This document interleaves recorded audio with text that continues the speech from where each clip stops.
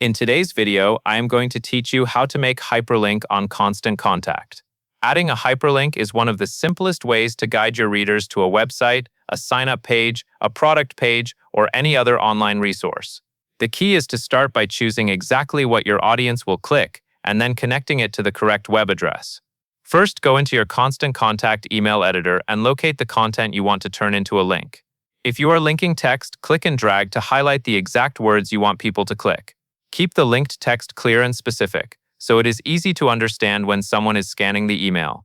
If you want to link an image or a button instead, click directly on that image or button so it is selected. Make sure you select only one item at a time, because the link will apply to whatever is currently active. Next, look at the toolbar in the editor and find the link icon. It usually looks like a small chain link. Click that icon to open the link options. This is where you tell Constant Contact what type of link you want to create and where it should send the reader. When the link menu appears, find the drop-down and select Web Page.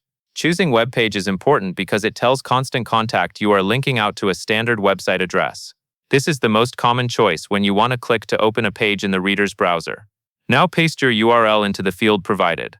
It is best to copy and paste the address directly from your browser so it is accurate. Take a moment to check that the link looks complete and correct. A small typo can break the link, and that can lead to a frustrating experience for your readers. Finally, click Insert. Once you insert it, your text, image, or button is now clickable and will take the reader to the web page you specified.